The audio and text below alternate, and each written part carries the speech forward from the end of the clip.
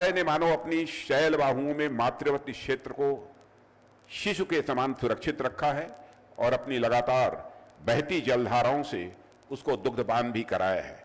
आज अगर जम्मू इतना रमणीय दिख रहा है तो इसका एक बड़ा कारण है हिमालय। भारत के लिए एक प्राकृतिक सीमा के रूप में काम करते हुए हिमालय ने हमेशा ये हमारे भारत की रक्षा की है।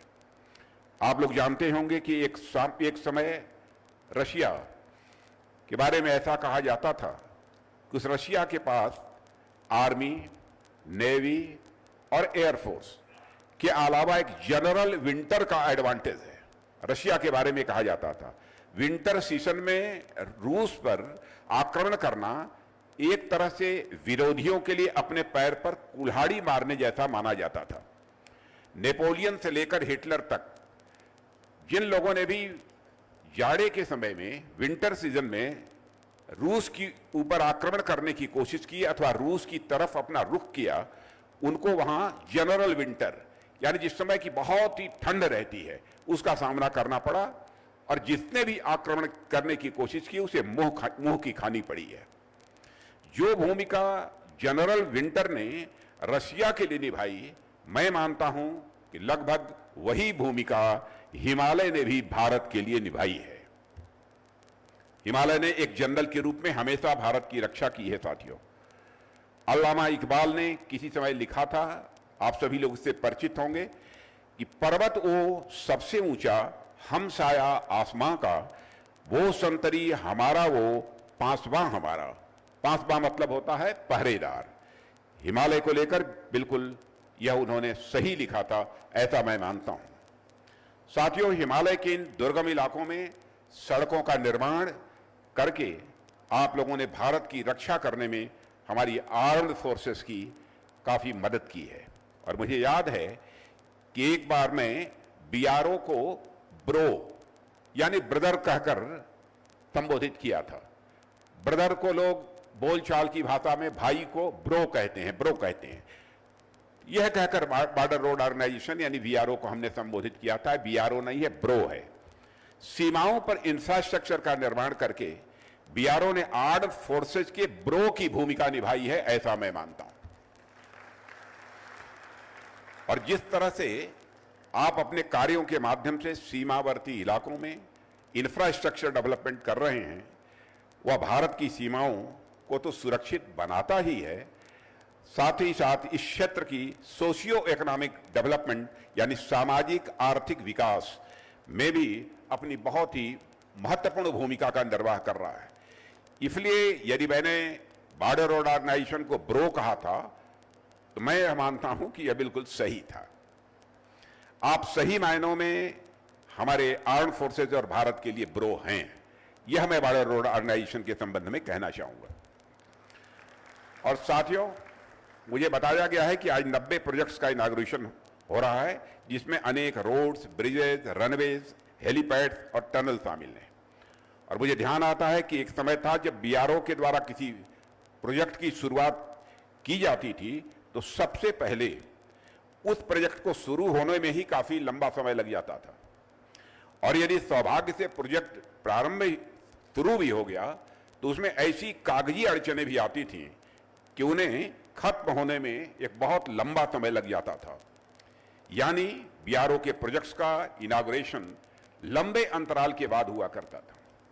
लेकिन अब तो मुझे आए दिन यह सुनने को मिल जाता है कि बॉर्डर रोड ऑर्गेनाइजेशन ने फला जगह पर प्रोजेक्ट की शुरुआत कर दी है, तो वही फला जगह पर प्रोजेक्ट कंप्लीट भी कर लिया है। यह जानकारी बराबर मिलती है। प्रोजेक्ट्स का इतनी तेजी से पूरा होना आप सभी कर्मयोगियों की मेहनत, लगन और हमारी सरकार की मोदी जी के नेतृत्व में जो पॉलिटिकल कमिटमेंट है, एक राजनीतिक जो प्रतिबद्धता है, उसका परिणाम मैं मानता हूं। और हमने बॉर्डर रोड ऑर्गेनाइजेशन के साथ मिलकर यह भी सुनिश्चित किया है कि देश की सुरक्षा और सीमावर्ती क्षेत्रों में विकास को लेकर हम पूरी तरह से प्रतिबद्ध हैं। और आज जिस इफिशियंसी से आप लोग काम कर रहे हैं, बीआरओ के लिए कहना चाहता हूं, जिस इफिशियंसी से आप लोग इस समय काम कर रहे हैं और जितनी तेजी से प्रोजेक्ट्स को भी पूरा करने का काम कर रहे हैं, उसके लिए मैं आप सभी को तहे दिल अपनी हार्दिक बधाई भी देता हूं। इन प्रोजेक्ट्स के जल्दी खत्म हो जाने के कारण मुझे आप लोगों से जल्दी जल्दी मिलने का अवसर भी मिलता रहता है, और मैं इतनी बार आप लोगों के बीच आ चुका हूं। कभी डॉक्टर जितेंद्र सिंह जी बतला रहे थे, ये जुगल किशोर जी, कभी कुछ ही समय पहले आप यहां से थोड़ी दूर पर आए थे। मैं इतनी बार आप लोगों के बीच आ चुका हूं कि कई बार तो मुझे ऐसा लगता है कि अब आपके बीच आऊंगा तो मैं बोलूंगा क्या, क्योंकि हर बार कोई ना कोई बात बोल चुका हूं। मतलब मेरे शब्द कम पड़ जाते हैं बॉर्डर रोड ऑर्गेनाइजेशन के कार्यक्रमों में जब मैं आता हूं। साथियों, आप सभी देश के सीमावर्ती इलाकों में इंफ्रास्ट्रक्चर डेवलपमेंट का कार्य करते हैं। एक से बढ़कर एक कठिन दुर्गम जो इलाके हैं जहां पर पांव रखना भी लगभग या मुश्किल होता है, वहां भी आपने रोड्स, टनल, ब्रिजेस का जाल बिछा दिया है। लेकिन साथियों, मेरे हिसाब से आपकी यह सफलता मात्र इस बात पर में नहीं है कि आपने देश के दुर्गम इलाकों में कोई सड़क बना दी है या कोई बहुत बड़ा ब्रिज बना दिया है। निश्चित रूप से यह काम तो कठिन है ही, और यदि आप उस कठिन काम को पूरा करते हैं तो यह आपकी सफलता का ही एक मापदंड है, आपकी सफलता का ही एक मानक है।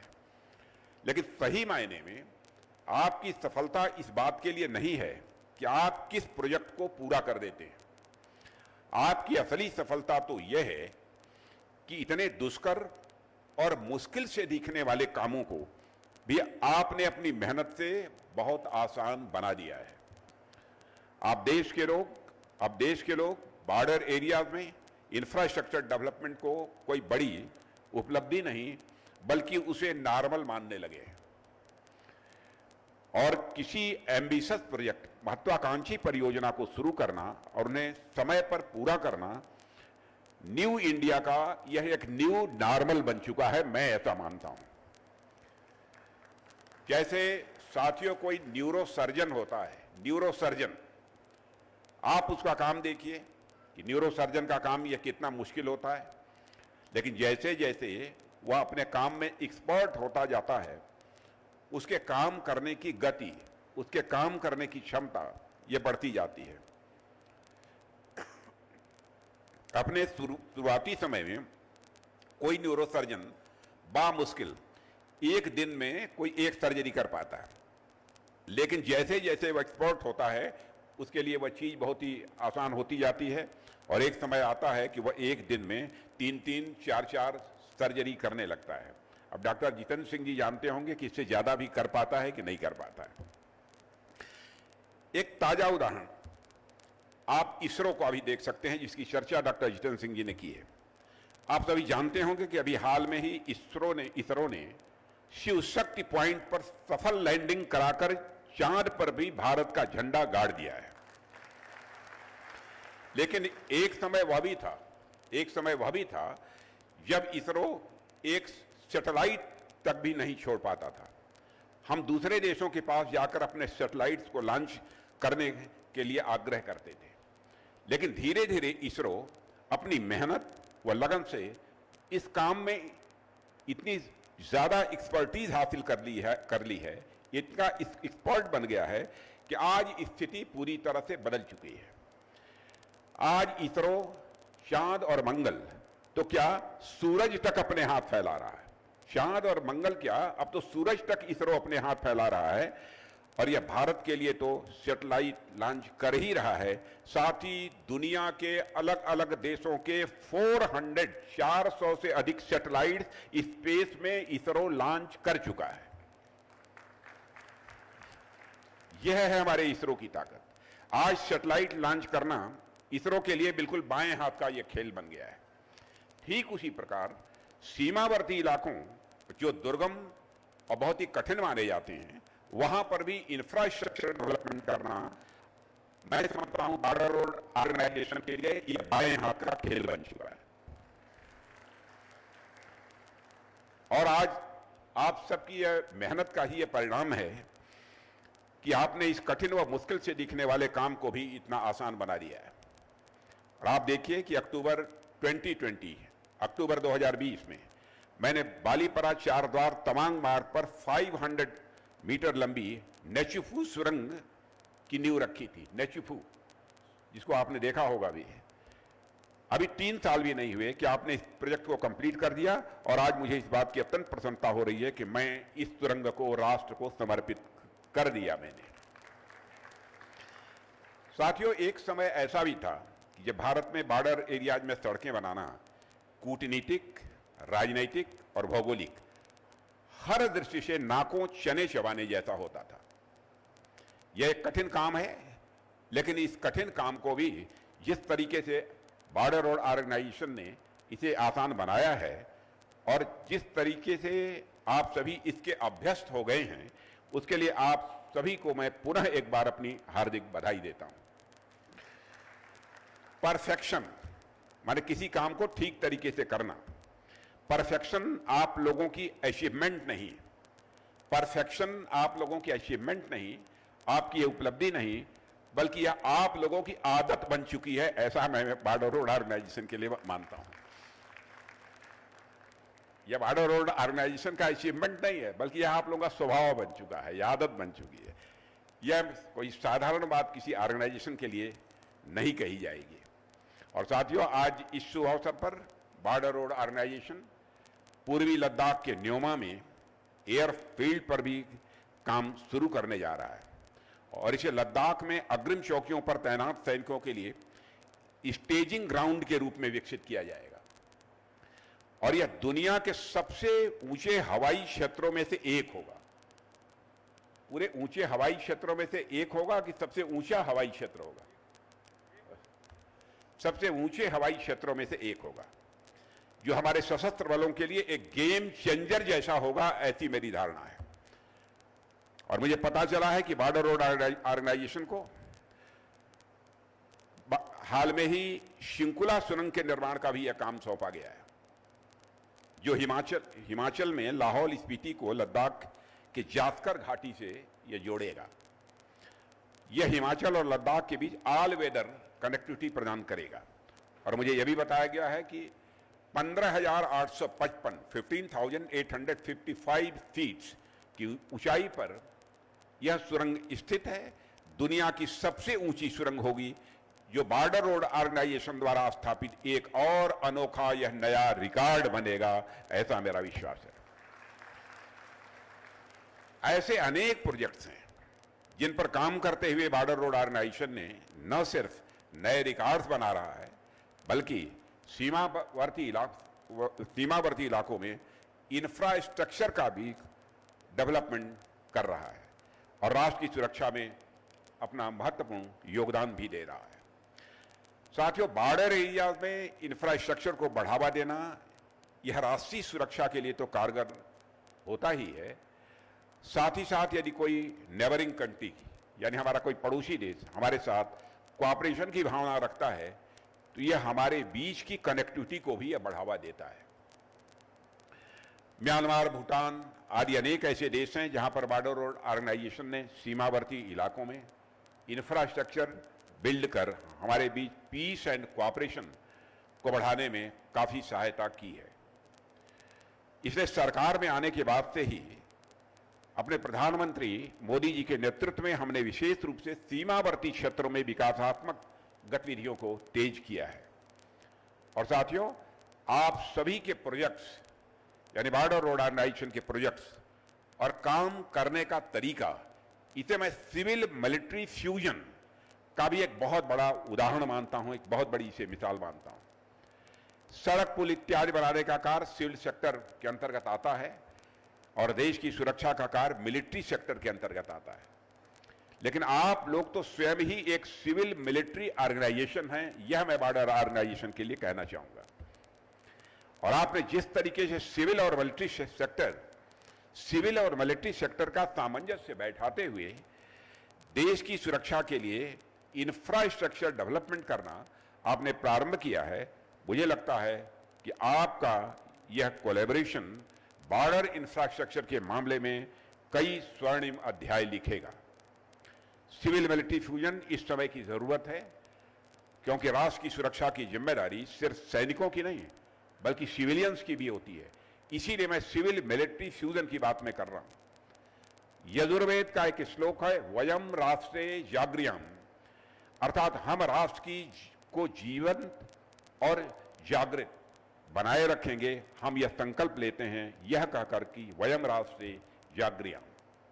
मैं मानता हूं कि यह कथन जन जन तक पहुंचना चाहिए और राष्ट्र की रक्षा के लिए संपूर्ण राष्ट्र का एक समान दृष्टिकोण, यह आज के समय की यह मांग है। साथियों, हम सब लोगों को मिलकर भारत की सीमाओं की सुरक्षा के लिए काम करना है और साथियों, इसमें हमें सबका सहयोग मिल रहा है, यह बात मैं विश्वास के साथ कह सकता हूं। आप इसका उदाहरण इन प्रोजेक्ट्स में भी देख सकते हैं।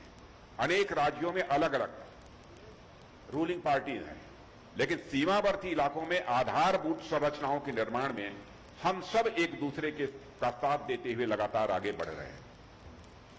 इस सहयोग के लिए मैं सभी राज्य सरकारों को भी अपनी तरफ से हार्दिक बधाई देता हूं और यही हमारे भारत की सबसे बड़ी विशेषता है। हमारे बीच आपस में चाहे कितना भी वैचारिक मतभेद हो, लेकिन बात जब देश की सुरक्षा की आती है, तो जब भारत माता की आती है, तो हम सभी सारे भेदभावों को भुलाकर एकजुट होकर अपने दुश्मन का सामना करने के लिए खड़े हो जाते हैं। यह है भारत की ताकत। और साथियों, एक बात पर मैं आप सभी से चर्चा करना चाहूंगा, और आप जानते हैं कि लंबे समय तक पूरी दुनिया में पर्यावरण और विकास की डिबेट चली है। विकास होगा तो पर्यावरण पर उसका प्रतिकूल असर पड़ेगा, यह कहा जाता है। एक समय ऐसा था कि विकास कार्यों को पर्यावरण के विरोधाभास के रूप में देखा जाता था और ऐसा माना जाता था कि यदि कोई विकास कार्य होगा तो पर्यावरण की शर्त पर ही होगा, यानी विकास होगा तो पर्यावरण प्रदूषित होगा, पर्यावरण गंदा होगा, यह माना जाता था। लेकिन अब धीरे धीरे लोगों की धारणा बदली और विकास की आवश्यकता को महसूस करते हुए सस्टेनेबल डेवलपमेंट यानी सतत विकास की अवधारणा दुनिया के समक्ष रखी गई है और यह प्रयास किया गया है कि पर्यावरण की सुरक्षा करते हुए डेवलपमेंट एक्टिविटीज को आगे बढ़ाया जाए।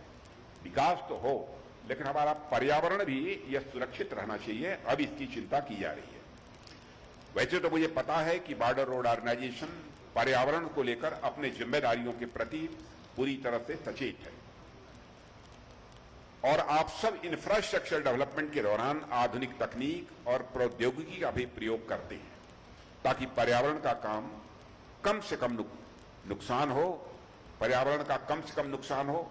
लेकिन मैं फिर से आपसे इस बात का विशेष आग्रह करना चाहूंगा कि हम जितना ज्यादा हो सके उतना ज्यादा पर्यावरण के सुरक्षा पर ध्यान देते हुए विकास की गति को बनाए रखें, विकास की गति को बाधित न होने दें। साथियों, अब तक मिनिमम इन्वेस्टमेंट और मैक्सिमम वैल्यू के मंत्र के साथ बॉर्डर रोड ऑर्गेनाइजेशन ने काम किया है, लेकिन अब हमें इससे और आगे बढ़ने की आवश्यकता है। अब हमें मिनिमम इन्वायरमेंट डिग्रेडेशन यानी जितना कम हो सके उतना पर्यावरण का प्रदूषित होना, कम से कम प्रदूषित होना, और maximum national security, minimum environment degradation और मैक्सिमम नेशनल सिक्योरिटी तथा मैक्सिमम वेलफेयर के मंत्र के साथ मैं समझता हूं बॉर्डर रोड ऑर्गेनाइजेशन को अब आगे बढ़ने की जरूरत है। इसके अतिरिक्त मैं आपसे एक और मुद्दे पर बात करना चाहूंगा। जैसा कि मैंने अभी जिक्र किया कि आपका जो काम करने का तरीका है वह सिविल मिलिट्री फ्यूजन का एक बहुत बड़ा उदाहरण है। सिविल मिलिट्री फ्यूजन की वह एक मिसाल है, लेकिन बॉर्डर रोड ऑर्गेनाइजेशन को एज एन इंस्टीट्यूशन, एक संस्था के रूप में सीमावर्ती इलाकों में चल रहे किसी प्रोजेक्ट में वहां की लोकल बॉडीज, वहां की जो स्थानीय निकाय हैं और वहां की जनता के साथ भी मिलकर लगातार हमें काम करते रहना होगा, उनको विश्वास में लेकर काम करते रहना होगा। और साथियों, आप उन्हें अपने प्रोजेक्ट में शामिल करिए, उनसे वार्ता करिए, यह मैं बॉर्डर रोड ऑर्गेनाइजेशन से कहना चाहूंगा और यह भी कहना चाहूंगा उनकी जरूरतों को भी समझिए और उनसे भी इनपुट लीजिए, हमें क्या करना चाहिए इस प्रोजेक्ट के निर्माण में। और कुछ लगता है कुछ अन्य सुझाव भी आते हैं, उस सुझावों को भी उनसे प्राप्त करना चाहिए। यदि आप ऐसा करेंगे स्वाभाविक रूप से उनका विश्वास और बढ़ेगा, आपका काम भी और आसान होगा। आपका काम सड़कें बनाकर एक स्थान को दूसरे स्थान से जोड़ने का तो है ही, लेकिन साथ ही साथ आपको अपने कार्यों से लोगों के दिलों को भी जोड़ना होगा। यह मेरा आपसे आग्रह है। साथियों, मेरा ऐसा मानना है, कंस्ट्रक्शन ऐसा हो जो for the people, of the people और बाय द पीपुल की भावना का प्रतिनिधित्व करता हो, ऐसा कंस्ट्रक्शन होना चाहिए। इस अवसर पर इससे अधिक कुछ न कहते हुए मैं बॉर्डर ऑर्गेनाइजेशन इन सारे प्रोजेक्ट्स में को पूरा करने में जो कामयाबी हासिल हुई है उसके लिए मैं पुनः बधाई देता हूं तथा आगे आने वाले प्रोजेक्ट्स के लिए भी अपनी उन्हें हार्दिक शुभकामनाएं देता हूं। और अंत में मैं इस विश्वास के साथ अपनी बात समाप्त करता हूं कि बॉर्डर रोड ऑर्गेनाइजेशन हमेशा एक प्रो की तरह इस प्रकार भारत के बॉर्डर एरियाज में पूरी क्षमता के साथ भविष्य में भी यह काम करता रहेगा। इन्हीं शब्दों के साथ पुनः आप सबको हार्दिक बधाई, आप सबको बहुत बहुत धन्यवाद। धन्यवाद महोदय। अब मैं माननीय लेफ्टिनेंट जनरल राजीव चौधरी विशिष्ट